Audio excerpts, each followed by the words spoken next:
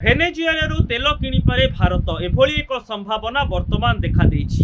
ଏହା ଆମେରିକା ଏବଂ ଭାରତର କୂଟନୈତିକ ସମ୍ପର୍କକୁ ମଜବୁତ କରିବା ସହିତ ତୈଳ ଆମଦାନୀ କ୍ଷେତ୍ରରେ ଭାରତ ପାଇଁ ମଧ୍ୟ ଲାଭଦାୟକ ହେବ। ନମସ୍କାର, ନ୍ୟୁଜ୍ ରୁମ୍ର ଏହି ଏପିସୋଡକୁ ସ୍ୱାଗତ କରୁଛି ମୁଁ ଅଭିନ୍ନ ଆଶୁତୋଷ।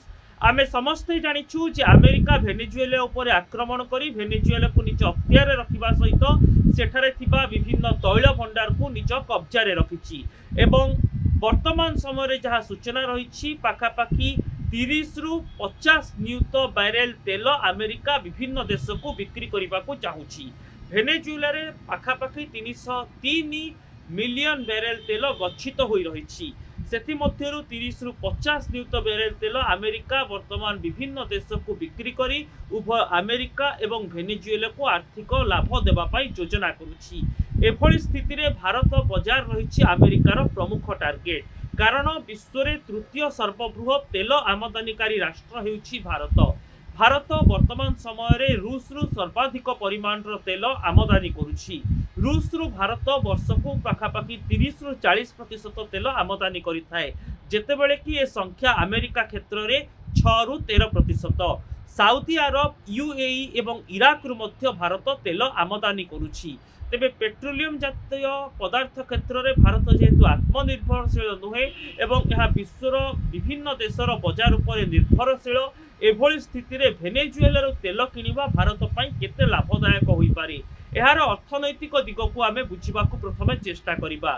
ରୁଷ ଉପରେ ଯେତେବେଳେ ଭାରତ ଅଧିକ ମାତ୍ରାରେ ନିର୍ଭରଶୀଳ ରହୁଛି ପେଟ୍ରୋଲିୟମ ତୈଳ କିଣିବା ପାଇଁ, ଠିକ୍ ଏତିକି ବେଳେ ବର୍ତ୍ତମାନ ରୁଷର ବଡ଼ ବଡ଼ କମ୍ପାନୀ ମାନେ ଭାରତକୁ ତେଲ ବିକ୍ରି କରିବା ପାଇଁ ନିଜର ଅପାରଗତା ଜାହିର କରୁଛନ୍ତି। ଏହାର କିଛି ପ୍ରମୁଖ କାରଣ ରହିଛି, ଯାହାରି ଭିତରେ ଭୌଗୋଳିକ କାରଣ ରହିଛି, କ୍ରୁଡ୍ ଅଏଲର ପ୍ରଡକ୍ସନ ରହିଛି ଏବଂ ଆଇନଗତ ଦିଗ ଯାହା ରୁଷରେ ରହିଛି ତାକୁ ଆଧାର କରି ସେମାନେ ପଛଘୁଞ୍ଚା ଦେଉଛନ୍ତି।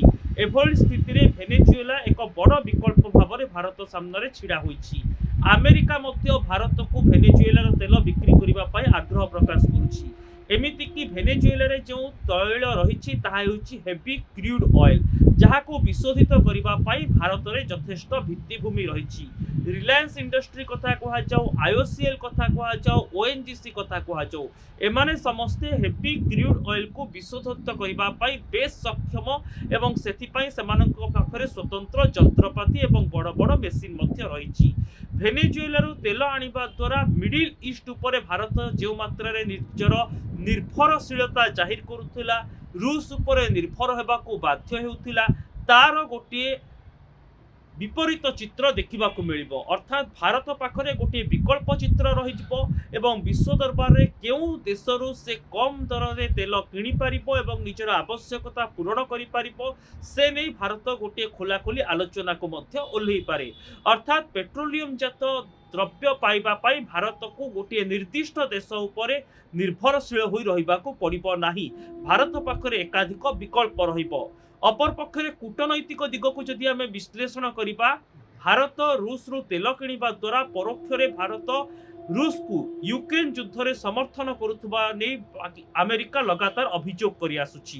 ଏ ଅଭିଯୋଗ ପଛର ପ୍ରମୁଖ କାରଣ ହେଲା ଭାରତ ରୁଷରୁ ତେଲ କିଣିବା ଦ୍ୱାରା ରୁଷକୁ ଆର୍ଥିକ ସହଯୋଗ ମିଳୁଛି ଏବଂ ସେହି ଆର୍ଥିକ ଶକ୍ତିକୁ ରୁଷ ୟୁକ୍ରେନ ବିରୋଧରେ ଯୁଦ୍ଧରେ ବ୍ୟବହାର କରୁଛି। ଏଥିରେ ଚିହିକି ଉଠିଥିଲା ଟ୍ରମ୍ପ ପ୍ରଶାସନ ଏବଂ ପୂର୍ବରୁ ଭାରତକୁ ଧମକ ଦେବା ସହିତ ଶୁଳ୍କ ବୃଦ୍ଧି କରି 50% ଶୁଳ୍କ ଲାଗୁ କରିଥିଲା। ଆମେରିକା ବର୍ତ୍ତମାନ ଧମକ ଦେଉଛି ଯେ ଯଦି ଆଗକୁ ରୁଷରୁ ଭାରତ ଅଧିକରୁ ଅଧିକ ତେଲ ଆଣିବ, ତେବେ ଭାରତ ଉପରେ 500% ପର୍ଯ୍ୟନ୍ତ ଶୁଳ୍କ ଲାଗୁ କରାଯାଇପାରେ।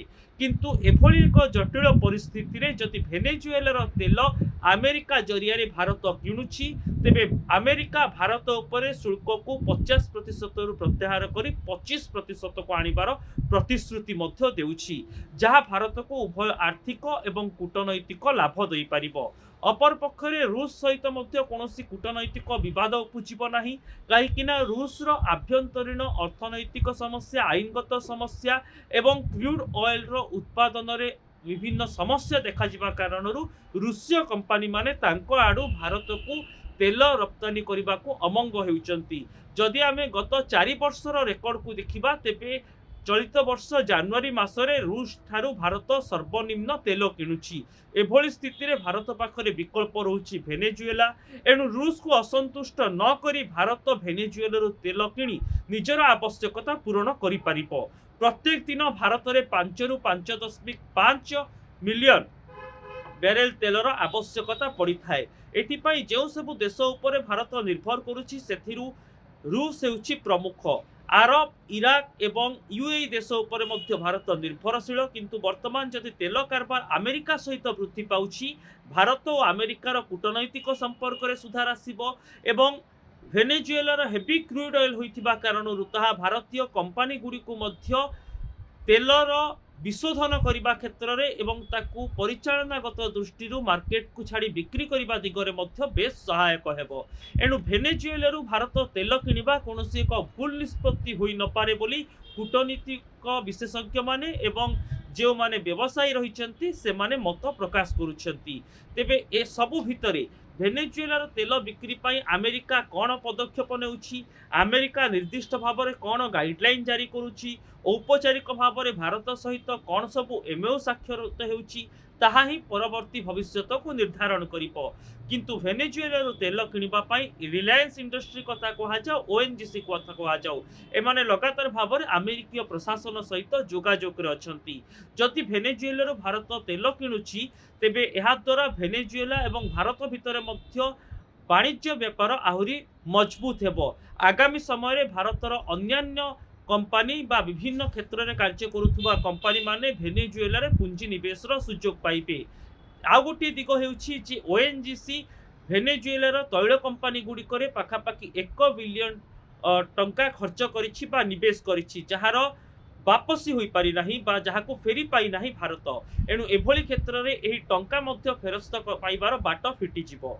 ए सबु को दृष्टि रखिले अमेरिका कौन सबु शर्तावली लागू करुछि भेनेजुएलार तेल बिक्री पाई, भारत को केउ सबु शर्तावली सुहाउछि भेनेजुएलार तेल किनिबा पाई, ता ही परवर्ती भविष्य को निर्धारण करिबो एवं भेनेजुएला और भारतर जो तैल कारबार ताकू एक वास्तव रूप दे पारिबो। न्यूज रूम रो एही एपिसोड को एठी रखुछु। नमस्कार। एभली रोचक खबर पाई आमर वेबसाइट को न्यूज रूम रो साइट को फेसबुक एवं यूट्यूब रे लाइक करंतु, सब्सक्राइब करंतु एवं आमर ए वीडियो को शेयर करंतु। ता सहित यार प्रभाव आपणक ऊपर कौन पड़ुछि से ने उत्तर रखिबा पाई कमेंट बॉक्स रे निजर मतामत दियंतु।